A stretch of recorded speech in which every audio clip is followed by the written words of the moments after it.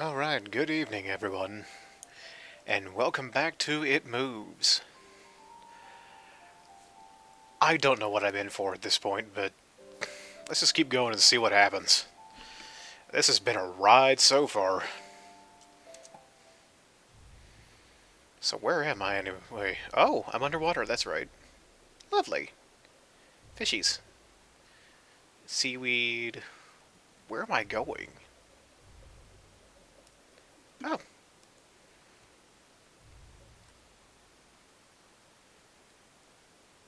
do I just keep going left?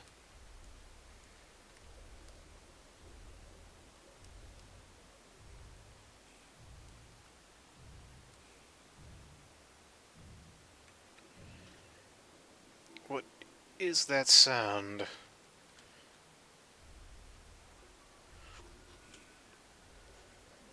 What are that?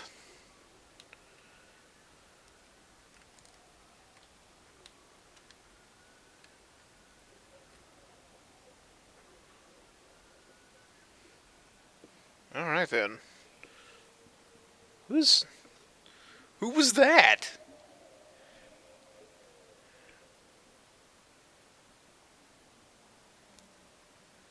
Yeah, sure.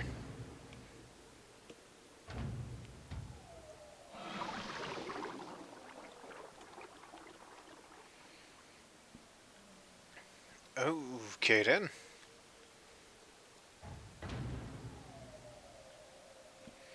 Proceed on downward and...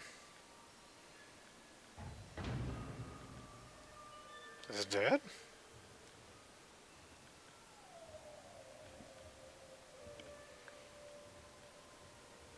And why are there a bunch of these gigantic red jellyfish? Why are they there?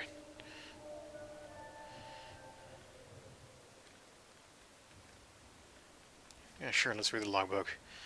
Captain Theodore Fielding, September 2nd, 2007. One of my biggest fears is deep water. Ironic when you consider the fact that I'm now working on a mining station thousands of feet underwater in the Mariana Trench. I've always wondered why I was afraid and reached a simple conclusion. The true fear presented here is actually going down beneath the surface into the depths. It's a combination of all our most common fears. 1. Fear of the dark. When you're at the bottom of a body of water, you can't see anything. It's pitch black. Have you ever tried to swim as far down in a lake as you can? It gets really dark and cold really fast, about 10 feet down. But even that's nothing compared to the deepest point on the entire crust of the Earth, located at the bottom of the Pacific Ocean, the Mariana Trench, which is 38,000 feet plus. If you put Mount Everest at the bottom of the trench, the top of the mountain would still be over a mile below the surface of the ocean. Everything below you is complete darkness, and this definitively plays into our collective fear of the dark. Oh look, it's an anglerfish. 2. Fear of suffocating. Have you ever gotten to the point where you swam down too far in the swimming pool and you seriously considered the fact that you might not make it back to the top before you ran out of breath? If you've ever been roughhousing as a kid with blankets and pillows and you accidentally got pinned down inside of a sleeping bag or something, and you get to that point where laughter temporarily turns into screaming, you know what a scary concept not being able to breathe is. Even if you have scuba gear with you down in that deep, dark abyss, there's a chance a valve could pop out, or you could run out of oxygen. You can't see, and you can't really take a deep breath. Could it get worse? Yes. Fear 3. Fear the unknown. There are over 1 million species of creatures in the ocean, and scientists estimate there are an additional 9 million species yet to be discovered. What that means is we've only even know what 11% of the creatures in the ocean are. Most of the beings in the ocean are things mankind has never even seen or heard of. Who knows what could happen down there? Think about a time when you were walking in a dimly lit basement trying to find something. All of a sudden, something brushes up against the back of your neck. They become airborne, similar to a frightened cat, and instantly turn around and shine their flashlight to see what it was. It's never anything actually scary. But in deep water, it's always something scary. It's dark, you can barely breathe, and something just touched you, and you have no idea where they just went. But there's more to fear, I'm afraid. Really. Excuse me. 4. Fear of flying insects. Imagine that as you're walking along, all of the beetles and scorpions crawling along the ground. The huge black hairy spiders that are hidden from view in the cracks, and the slimy worms and snakes that are buried beneath the ground, simultaneously started flying anywhere they wanted. That is what the bottom of the sea without water would be like. For the strange creatures underwater, there is no up or down. Even the manliest men, even though they appear to be calm, quickly tense up and become filled with a secret fear that the bug might land on their eyeball or fly into their mouth. And that's why men try so hard to kill them. Unfortunately, in deep water, you can't see any of the undiscovered freakish flying creatures that brush past your body as you grasp at your suffocating throat. This is getting kinda dark. 5. Fear of being caught. Imagine that you're running from a bear. You'll be eaten if you're caught, and it doesn't help that bears can run faster sideways than the fastest human can run forward. When you're at the bottom of the sea, everything that is around you was built to move in water. If something truly frightening like a shark or a giant squid caught sight of you, you could turn the other way and flail about all you want, but the monster will catch up with you in a split second. You can't get away from anything. Even if you had the wherewithal to see and breathe, you couldn't run from danger. It would simply find you and devour you. There are lots of places that I wouldn't want to be, such as trapped in a burning house or alone in the vacuum of space. But at least in the burning house, I can see, and in space, at least there aren't any creatures that could get me. There are no other places in the universe that combine as many common fears as 7 miles below the surface of the Pacific Ocean. It is because of the combination of all these fears that I'm so horrified by deep water. Well then.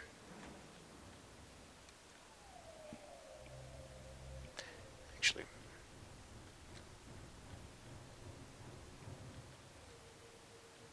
There's an organ player just like beating the keys with his face. It's a little freak. Hi!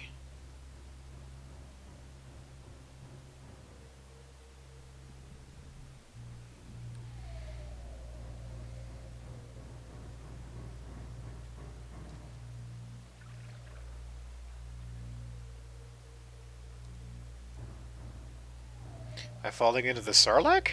What is this? I have made a mistake, haven't I?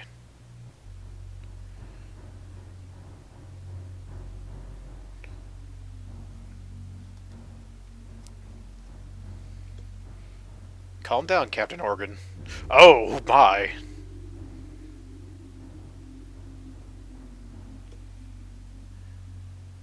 What just ate me?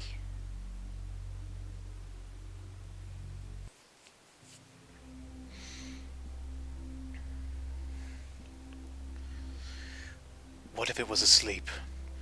It hadn't so much as breathed since I'd woken up. Perhaps it was resting, believing that it finally got me. That I was firmly in its grasp. Or perhaps it was toying with me after all. It had been doing just that for countless nights, and now with me under it, pinned against my mattress with no mother to protect me, maybe it was holding off, savoring its victory until the last possible moment. Like a wild animal savoring its prey.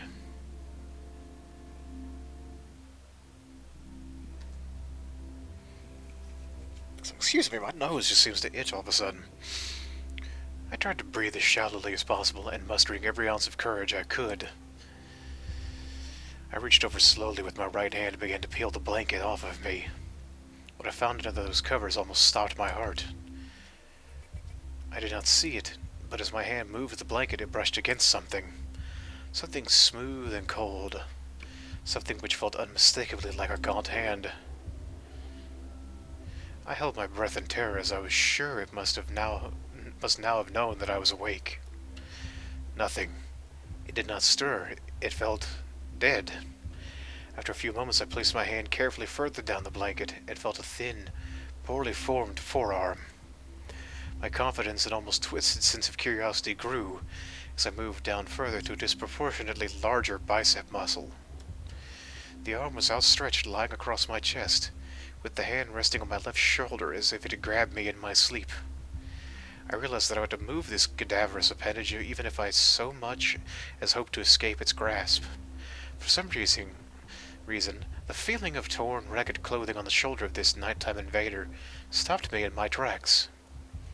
Fear once again swelled in my stomach and in my chest as I recoiled my hand in disgust, as the touch of straggled, oily hair. I could not bring myself to touch its face, although I wondered to this very day what it would have felt like. Dear God, it moved.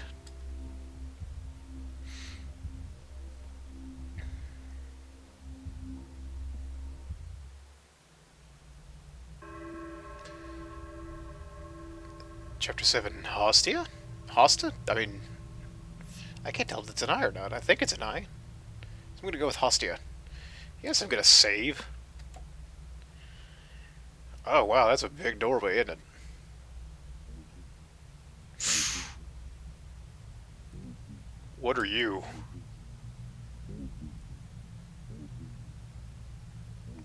A floating red armless thing. Yeah, that's disquieting, and you stopped when I walked up. Oh my.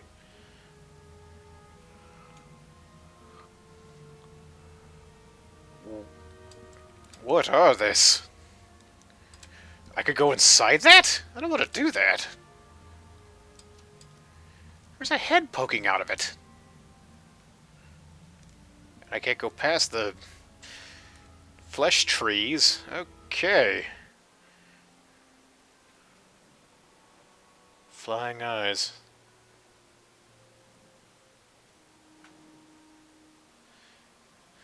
Ooh, what are you? Ooh, no thank you.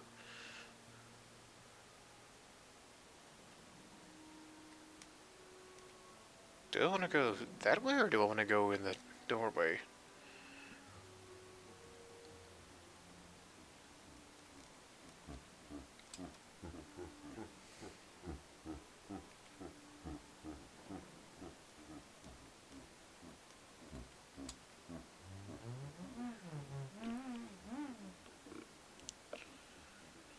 The last enemy that should be destroyed is death. Okay. I, okay. Just gonna carry on my merry way.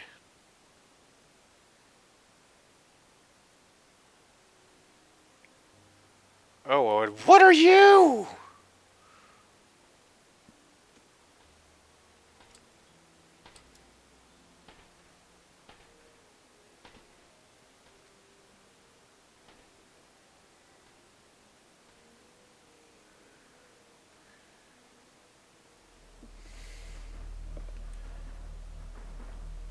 What are these things?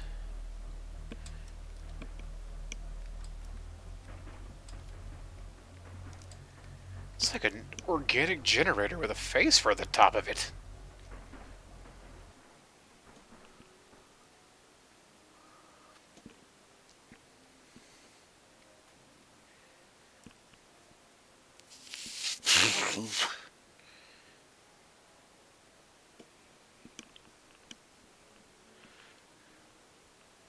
These kind of remind me of the Broodmothers from Dragon Age, but it's talking. At a crossroads in life, what does one do? Stand at the crossroads if you will, but if you'll not choose, I'll move on without you. And having once chosen never to seek, to return to the crossroads of that decision. For even when one chooses wrongly, the choice cannot be unmade. That'd be an existential discussion on life there if this weren't being mentioned by bizarre, grotesque entities. I'm gonna keep going. Oh, what are you? Am I not allowed? Okay, you two have made your point. I'll just keep going. Why? I oh, okay. Uh? What is that?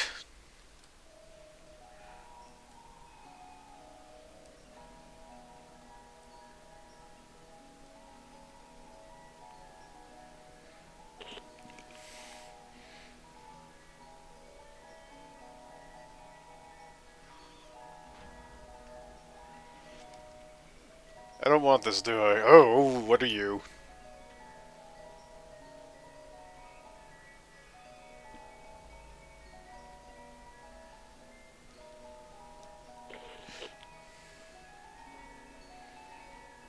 Let me out.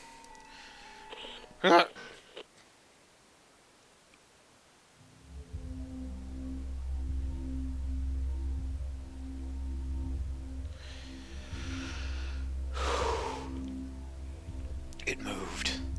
It was subtle, but its grip on my shoulder and across my body strengthened. No tears came, but God, how I wanted to cry. As its hand and arm slowly coiled around me, my left leg brushed against the cool wall which the bed lay against. Of all that happened to me in that room, this was the strangest.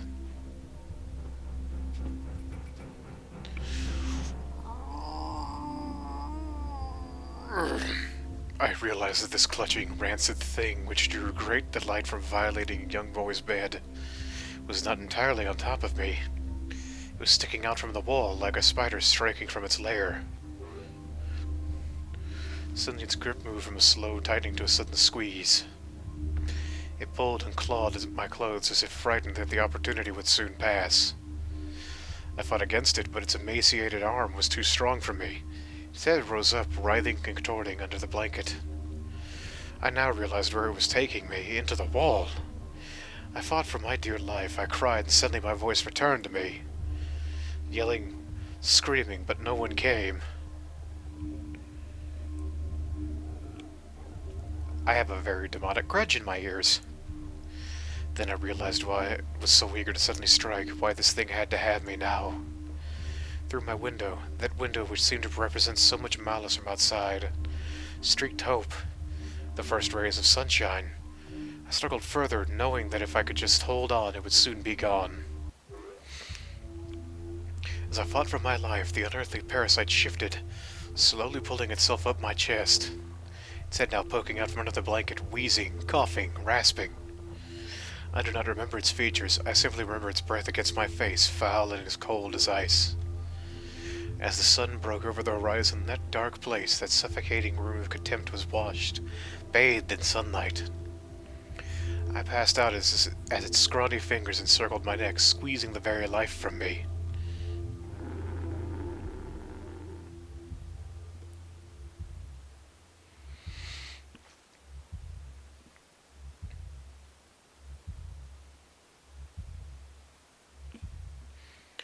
I woke to my father offering to make me some breakfast, a wonderful sight indeed.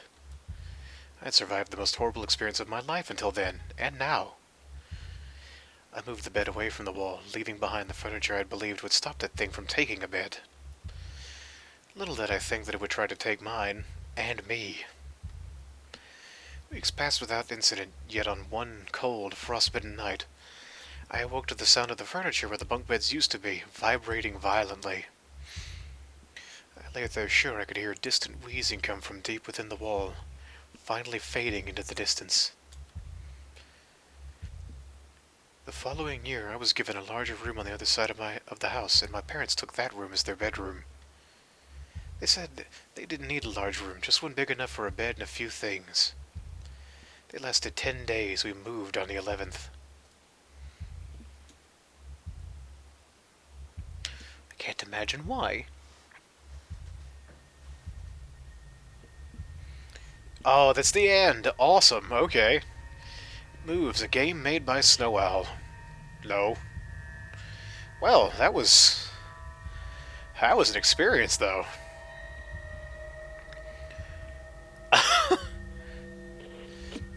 No, you. I don't... That was a really fascinating take on what could possibly happen in a new home, but it was weird. Based on the story Bedtime, written by Michael Whitehouse.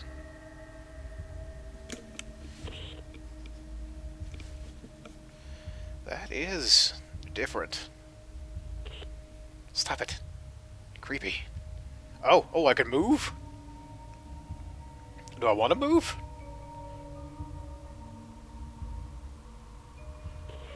No.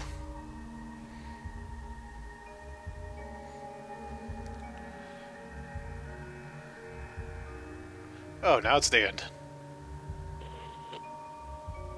Huh? But yeah, that was good. I wasn't sure what to expect from that. But alright then. Well, that was It Moves. I'd suggest giving that a try if you want to. That was a fun little game. And I didn't expect an older style thing like that to actually be as weird and creepy as it ended up being. Gotta say, I'm entertained by it, so if you enjoyed this video, please like, share, and subscribe. Leave a comment down below. I definitely recommend taking the time to download this and play it for yourself. It is an experience. So it's like I hope you all enjoy the movie and the game, and I will see you guys next time. Have yourselves a great night.